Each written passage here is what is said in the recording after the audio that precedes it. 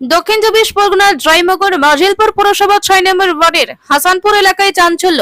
এক নির্মীয়মান বাড়ি থেকে উদ্ধার হলো গোপন অস্ত্র তৈরির কারখানা। পুলিশ সূত্রে জানা গেছে, গোপন খবরের ভিত্তিতে এসডিপিও অভিষেক রঞ্জনের নেতৃত্বে প্রায় ১৫ জনের একটি দল রাতের অন্ধকারে হানা দেয় ওই এলাকায়।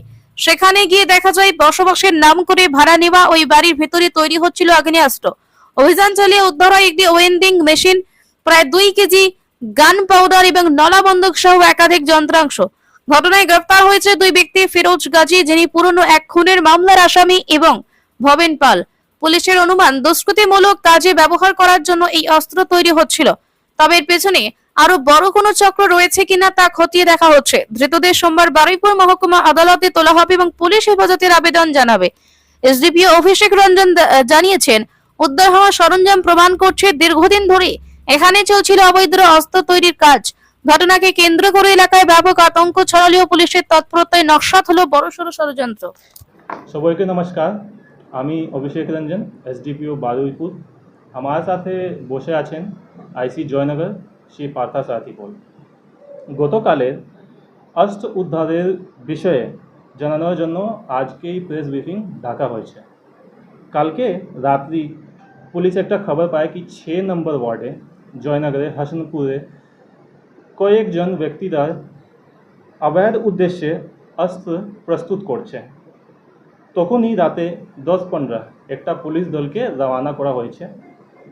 পর্যায়ক্রমে রাত 11:15 দিকে পুলিশ বাড়িকে শনাক্ত করে একটা অভিযান চালায়। দুটা জনকে জমিনে বসে অস্ত্রের অংশ তৈরি করা দেখা গেল। তারপরে অনেক অস্ত্রের যন্ত্র অংশকে জব্দ করা হয়েছিল।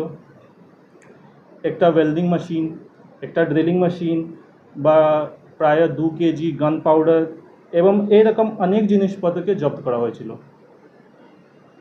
আপাত দৃষ্টি উভয়ই অবৈধভাবে অস্ত্র সংগ্রহ এবং প্রস্তুতির সাথে জড়িত ছিল। দুজন সাক্ষী সামনে ভিডিওগ্রাফি করা হয়েছিল। জব্দ করতে প্রায় ১ ঘন্টা ২০ মিনিট পুলিশকে লাগেছে। ১:১৫ দিকে উভয়কে গ্রেফতার করা থানা এলো পুলিশ লোকজন। এখনই তদন্ত চলছে। আইনে অনুযায়ী পুলিশ তারা কাজ করছে। আপনি যাগুলো জিনিসপত্র সিজ হয়েছে এখনই আপনি দেখতে পারবেন, যা যা সিজ হয়েছে কালকে। এই যে আর্মসগুলো তৈরি করছিল, এরা কি কোনো অর্ডার নিয়ে করছিল? না, ওর কাছে কিছু অর্ডার বা কিছু লাইসেন্স কিছু পাওয়া যায়নি, সেই জন্য ইললিগাল আর্মস তৈরি করার জন্য ওনাকে গ্রেফতার করা হয়েছে এবং সবাই জিনিসপত্রকে সিজ করা হয়েছে। বাড়িতেই কি অস্ত্র কারখানা ছিল? না, অস্ত্র কারখানা ছিল না, একটা আন্ডার কনস্ট্রাকশন বিল্ডিং ছিল যাকে ভাড়া নিয়ে বসেছিল যে দুটা লোকজন, আর ওখানে ইললিগালি তৈরি করছিল। যাকে গ্রেফতার করেছে সেই ব্যক্তি কি ওই বাড়িটি ভাড়া নিয়েছিল? যাকে গ্রেফতার করেছে ওর বাড়ি নয়, একটা হাসনপুরে একটা লোকজন আছে, ওর থেকে ও বাড়িকে ভাড়া নিয়েছিল। সেই বাড়ি যার বাড়ি ভাড়া নিয়েছিলেন সেই ব্যক্তিকে কি গ্রেফতার করা হয়েছে? না, সেই ব্যক্তিকে এখনই গ্রেফতার করা হয়নি। উনি যুক্ত আছে কিনা এখনই কনফার্ম হয়নি। কনফার্ম হওয়ার পরে অ্যাকশন নেওয়া যাবে। কি তৈরির জন্য নিয়েছিল এরা, মানে কিসের জন্য ভাড়া নিয়েছিল? ৩ মাসে আগে একটু বাস করতে জন্যই ভাড়া নিয়েছিল, ৩ মাস আগে। সেই জন্য কিন্তু আন্ডার কনস্ট্রাকশন ছিল, সেই জন্য কেউ ভাবতে পারেনি কি কাজ চলছে। কোনো পলিটিক্যাল কানেকশন কি পাওয়া গেছে? না, এখনই কিছু পলিটিক্যাল কানেকশন পাওয়া যায়নি। যে দুই ব্যক্তিকে গ্রেফতার করেছেন এরা পুরোনো দিনে কি কোনো অসামাজিক কাজকর্মের সঙ্গে যুক্ত ছিল? একটা লোকজনকে যে গ্রেফতার করা হয়েছে ফিরোজ গাজী, সে এর আগে একটা মার্ডার কেস অ্যাকিউজড আছে, সেই জন্য ও একটু ভেটারান ক্রিমিনাল আছে, পুরানো ক্রিমিনাল আছে, তো ওর একটু পাস্ট হিস্ট্রি আছে। অপরজন